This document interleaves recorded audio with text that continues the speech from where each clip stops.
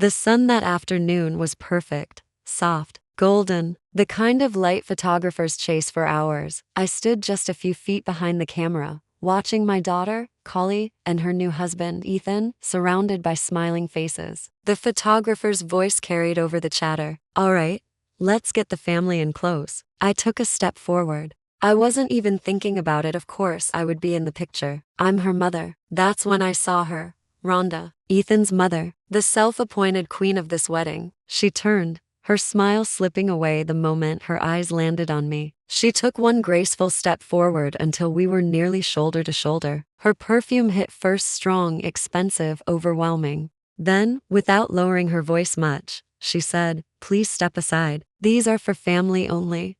Her words were smooth, practiced, not loud enough for everyone to hear, but loud enough for me. For a second, I just stood there. My brain tried to catch up. Surely I misheard. Surely she didn't mean. But she was already turning away, sliding back into the group like nothing had happened, one hand resting proudly on Ethan's shoulder. The photographer began the countdown.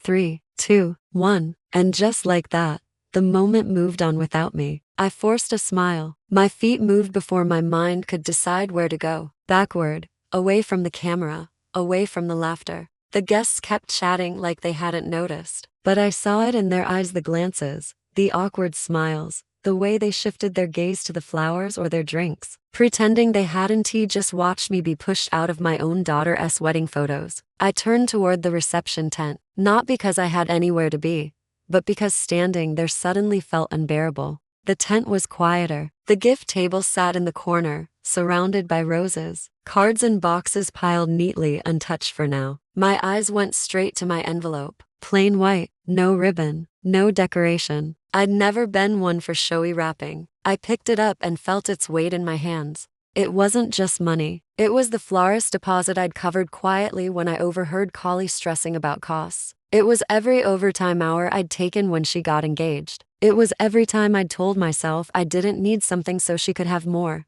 I'd never told her. I didn't do it for thanks, but I thought it meant something.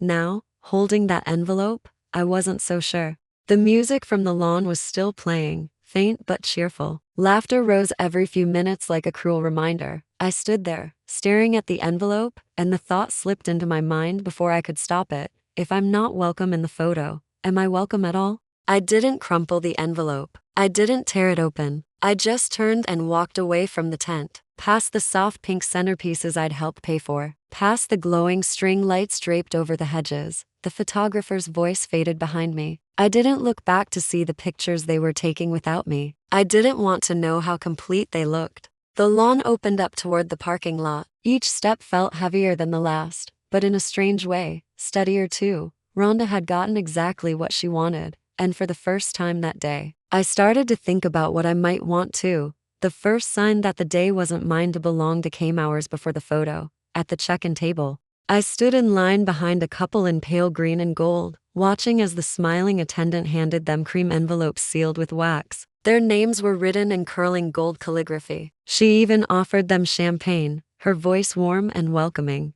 When it was my turn, I smiled, ready to give my name, Elise Morin. The attendant didn't even glance at the list. She reached under the stack and pulled out something small, a plain paper badge with bold, black letters, limited access. She didn't explain. She didn't smile, just placed it in my hand like it was nothing at all.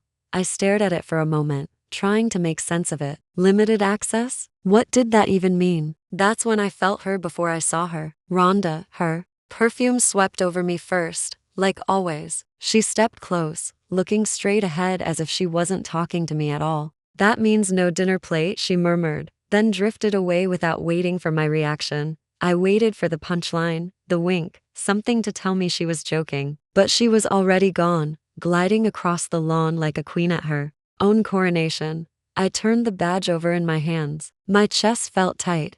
I tried to brush it off. Maybe there'd been a mistake. I walked into the ballroom, scanning the seating chart for my name. The front tables, the family tables, were full of familiar names. My parents, Ethan's relatives, close friends. My name wasn't there.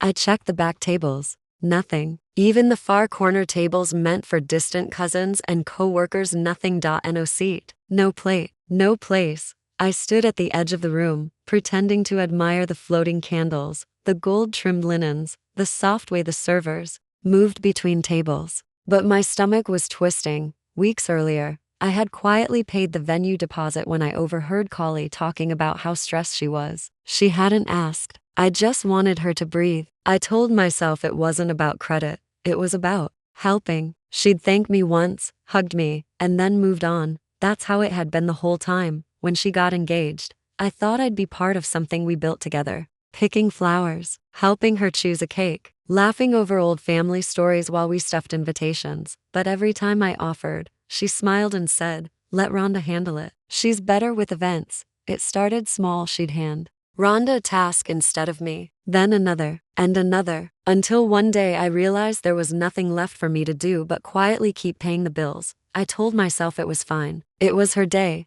not mine. That being needed wasn't the same as being wanted. And maybe it didn't have to be, but standing there, holding a badge that told the world exactly where I didn't belong, I felt something shift. This wasn't a mistake. I looked around at the people sipping champagne, laughing in their dresses and tailored suits. Every face seemed to say the same thing without speaking. "We know where you belong. And it's not here." I kept my smile in place because I've learned how to do that, to look composed while the floor shifts under you. The band started playing something soft, romantic. Couples drifted onto the dance floor. My daughter was somewhere in the crowd, probably laughing, probably unaware that I was standing off to the side like a stranger at her own child's wedding. I held that badge in my hand until the edges bent under my grip. No dinner plate, no seat, no photo. The day was just beginning, but I could already feel the truth pressing in. This wasn't an oversight. It was a decision. I stayed near the edges for the rest of the afternoon, not hidden exactly, but far enough away that no one would trip over me. From where I stood, the whole thing looked like a movie I wasn't cast in. Rhonda in her champagne-colored gown drifted from guest to guest like a hostess in her natural habitat. Ethan's friends clapped him on the back, Collie glowing, spinning in her dress, the long veil lifting with each turn, and me, standing by a pillar, badge tucked in my clutch, envelope still heavy in my bag. Now and then, someone would pass by and smile at me politely, the way you smile at the caterer or the photographer's assistant, like they weren't quite sure who I was. The truth was, it had been this way for months. From the moment Collie announced she was engaged, I imagined what it might be like, picking flowers together, laughing over cake samples, late night calls about dresses and table settings. But the reality was different. Every time I offered to help, Collie's smile would soften, almost apologetic, before she'd say, "Let Rhonda handle it. She's better with events." I didn't argue. I told myself it was fine. My job was just to show up and support her. But little by little, all the small pieces I thought I'd be part of were quietly handed off to someone else. By the time the invitations went out, I was just a name on the guest list. The music swelled again from the main lawn, and I saw them posing for more pictures. This time it was Ethan's side uncles, cousins, friends from college. Rhonda was in nearly every frame, her smile wide, her hands resting possessively on her son's shoulders. I looked away. It was easier than watching the gap I used to fill get closed without me. The clinking of glasses pulled me back to the moment. A toast was starting. People lifted their champagne flutes. I lifted nothing. That's when I heard my name. Mom. Collie was walking toward me, dress gathered in her hands, veil bouncing with each step. Her cheeks were flushed, but her smile was shaky. She reached me in seconds. "Please," she said, a little out of breath. "Don't leave like this." I blinked at her. "Like what?" She glanced toward the lawn where Rhonda was still holding court. "I didn't know she was going to say that to you. About the photos." I swear I didn't.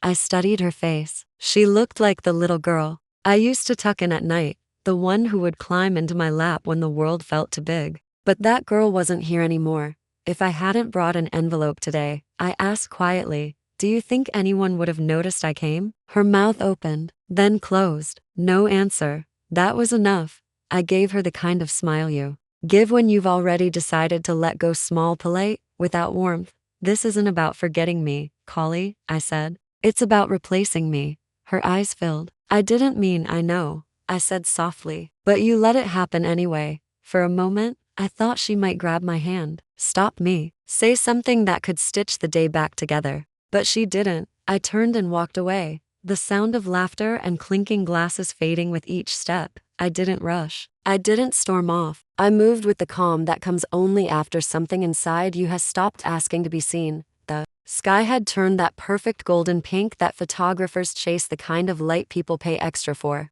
Somewhere behind me, a camera was still clicking, but not for me. 2 days after the wedding, my phone buzzed with a text from Collie. Can we talk? Just us. I hesitated. My first instinct was to ignore it, but curiosity, or maybe some stubborn corner of my heart, won out. Her apartment smelled faintly of coffee when she opened the door. She gave me a nervous smile, but her eyes were red, like she'd cried herself into silence the night before. And then I saw him, Ethan, sitting stiffly at the far end of the couch. Just us, she'd said. I didn't sit on the couch. I took a chair at the far end of their small dining table. I didn't take off my coat. Collie stood there for a moment, unsure where to begin, then finally blurted, I didn't know she changed the list. I kept my face still. What list? She swallowed. The seating list. Your name. It was supposed to be at the front table with my family. Rhonda. She emailed the planner behind my back. She said it was to simplify things. 3 days before the wedding, I said flatly. Her eyes flickered. Yes, I found out the night before. I panicked. I didn't know how to fix it last minute. Everything was moving so fast. And she said, her voice trailed off. She said what? Collie's shoulders sagged. She said you wouldn't mind. The words landed like a stone in my chest. I looked over at Ethan. He didn't speak, but his silence was heavy. The kind of silence that isn't ignorance, it's agreement. I reached into my bag and pulled out the plain white envelope. Still sealed, still heavy. I told you I had something planned for your honeymoon, I said, setting it in the center of the table. Her eyes widened. I could see the flicker of hope in them, as if this might be the moment I forgave everything and handed it over. It no longer is, I said. Her face crumpled. Mom, please. I didn't mean to hurt you. I know. My voice was calm, even. But you let it happen anyway. Ethan finally cleared his throat. I didn't know about the list until after I cut him off. Rhonda isn't the point here. I'm not here to dissect her. I slid the envelope a little closer to me. I'm here because I need you both to understand something. A gift comes from love, but love doesn't survive erasure. Silence filled the room. The kind that makes you aware of every creak in the walls, every hum of the refrigerator. Collie looked at me, then really looked at me, and for the first time, I think she saw the cost of all the things I'd given. Not just money, but years, effort, presence, and she saw that the part of me that would keep giving, no matter how small my place became. That part was gone. I stood up, picked up the envelope, slipped it back into my bag. I hope your honeymoon is wonderful, I said simply. But this is no longer mine to give. Neither of them moved to stop me as I walked to the door. When I stepped outside,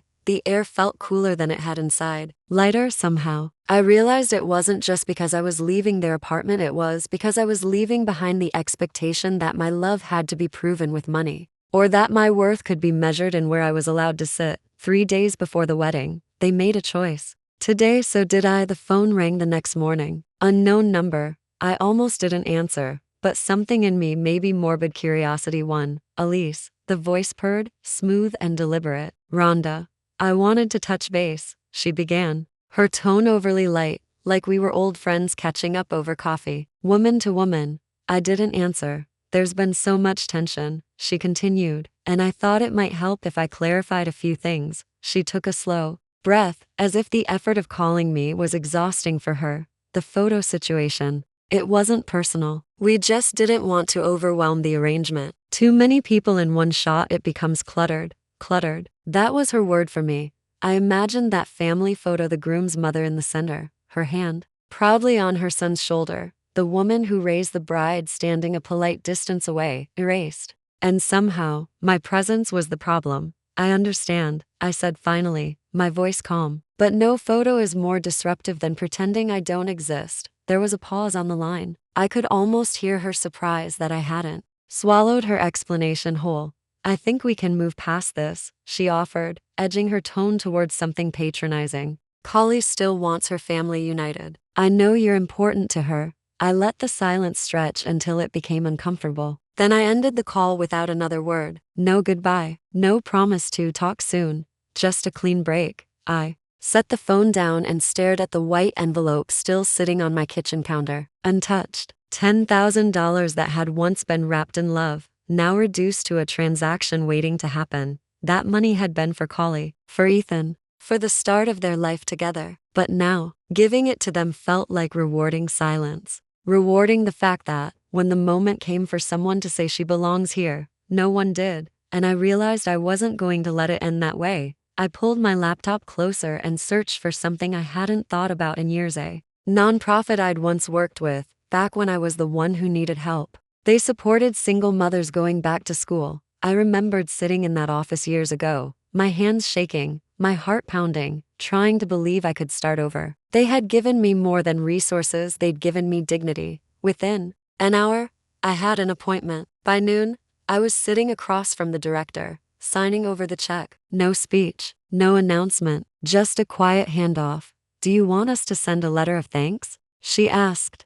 I shook my head. "No, just make sure it goes to someone who needs it." When I walked out of that building, I felt lighter than I had in months. It wasn't the money I'd given away, it was the control I'd taken back. For once, the gift wasn't about proving I was worth a seat at someone else's table. It was about giving on my terms, to someone who wouldn't use my love as currency, then decide I was clutter when the camera came out. The wedding was over. The photos were probably already being sorted and edited. I would not be in them. And I was done caring.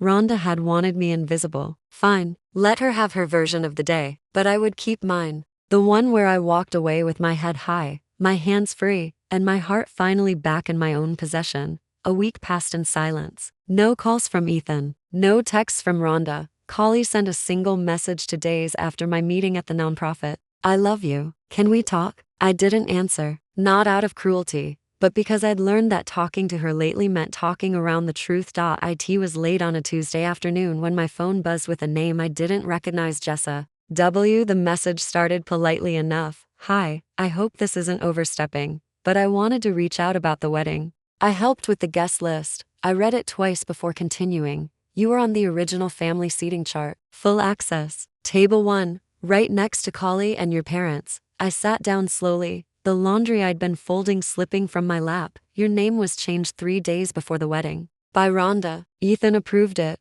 Another bubble appeared almost immediately. I remember thinking it was strange. "You were the bride's mom, but Rhonda said it was a sensitive situation." "I'm sorry. I thought you knew." I stared at the screen until the words blurred. 3 days before, the same 3 days Collie had told me she found out too late. This wasn't a misunderstanding. This wasn't an accident. They had sat together, Rhonda and Ethan, and decided that the woman who raised the bride, who paid for the venue deposit, who gave years of her life to make sure that girl could stand in a white dress that day, didn't deserve to sit at the table at all. And then they smiled at me, accepted my money, let me show up with my best dress and my best intentions, knowing exactly what they'd done. The shame I'd been carrying for days began to feel different, lighter, because it wasn't mine anymore. I read Jess's messages again, and as I did, something shifted inside me. Not anger, I'd already been through that storm. Not grief, I'd cried enough in the quiet hours after the wedding. This was certainty, the kind of certainty that closes doors without slamming them. I picked up my phone and blocked Rhonda's number first, not out of rage, out of clarity. Then Ethan's. There was nothing left to say that wouldn't be a performance for his mother's benefit. Collie was different. I hesitated there. I couldn't block her. Not yet. Later that night, she sent me a voice note. I almost didn't listen, but curiosity won. Her voice was soft, shaky. "I understand if I lost you, but I do want to fix this. Not for them, for us." I played it twice, then set the phone down without replying, because here's the truth. Softness that only arrives after the damage is done is not the same as love. That afternoon, I walked down the coastal trail behind my house. The sky was gray, my favorite kind. The ocean pulled back into itself, waves folding over each other without apology. The wind tangled my hair and carried the salt into my skin. For once, the silence around me didn't ache. It didn't feel like a punishment. It felt like mine, and as I stood there, I realized something important. For years, I'd made room for everyone else, smoothed the tension, filled the silence, kept the peace at the expense of myself. But peace isn't the absence of conflict. It's the presence of self-respect, and I wasn't willing to give that up anymore, not for a photo, a seat, or even my own daughter's approval. The days after Jess's message passed in a strange kind of calm. Not because things were fixed, they weren't, but because, for the first time in months, I wasn't checking my phone every hour, hoping for a text that would make it all better. Instead, I filled my days differently. I called the nonprofit again, the one I'd given the check to. I asked if they needed volunteers. The director didn't hesitate. Always. That week, I sat across from a young woman in her 20s. She had 2 small children and was trying to get her GED while working nights. Her hands shook as she filled out the forms, just like mine had all those years ago. We talked about goals, about fear, about the small victories you collect when you feel like your life has been reduced to surviving one day at a time. I didn't tell her everything. About me, not the wedding, not Rhonda, not Collie. But I told her enough for her to know I understood what it felt like to be invisible. By the time she left, her shoulders were a little straighter. And mine were too. That became my routine. Intake sessions, workshops, helping with our SUMS and interview prep. It wasn't glamorous, but it was real. And it was mine. No one here cared how much money I could give. No one here measured my worth by whether I was in a photo or seated at the right table. The only question they asked was, "Can you help?" And every time, I said yes. A week after my first day back at the nonprofit, I opened my mailbox to find an envelope with my name and handwriting I knew instantly. Collie. I stood there for a moment, just holding it. It wasn't thick, no letter inside, just a folded card. Inside, in her looping script, were 6 words. Not just my mother, my blueprint. And beneath that, in smaller letters, I see it now. No apology, no explanation, just that.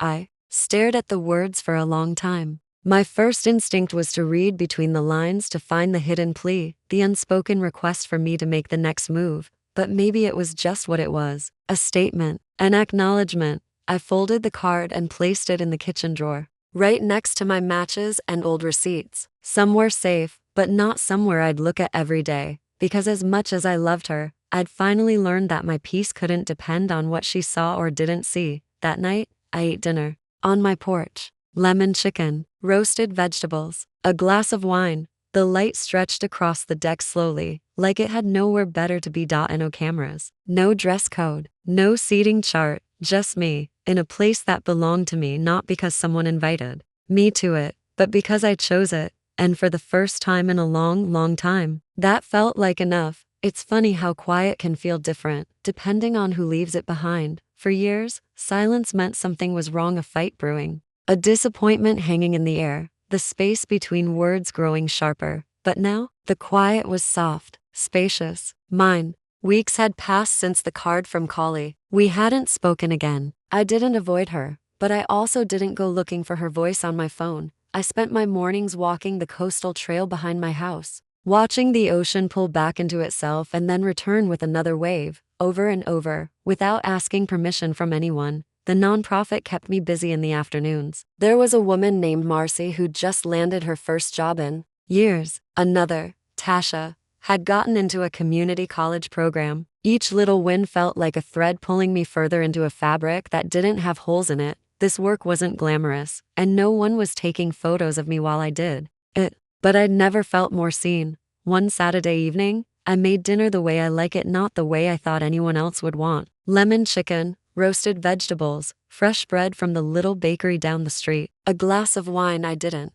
have to share. I carried my plate out to the porch. The sun was setting in slow motion, spilling gold and orange across the deck. The air was cool enough to make the steam from my food curl in the fading light. I sat there alone, but not lonely. Somewhere in the distance, music floated from another backyard. Muffled laughter, the sound of glasses clinking. It could have been a wedding. It could have been nothing at all. I didn't feel the urge to compare, to wonder if I was missing something. I wasn't. For so long, I'd believed belonging meant being invited to the table, to the photo, to the conversation. That my worth was proven when someone else said, "You're part of this." But now I knew better. Belonging wasn't about where I was allowed to stand. It was about standing where I chose. My phone buzzed once inside the house. I didn't rush to check it. Whoever it was could wait. I took another bite of chicken, the lemon bright on my tongue, and listened to the wind moving through the trees. The branches swayed, leaves brushing against each other like they were sharing a secret. The moment wasn't big. It wasn't loud. There was no audience, but it was mine. I leaned back in my chair, feeling the wood creak beneath me, and let the light fade without chasing it. For the first time in a long time, I wasn't trying to hold on to something. I wasn't bending myself to fit into spaces that didn't want me. I belonged exactly where I was, not because anyone else decided it, but because I did.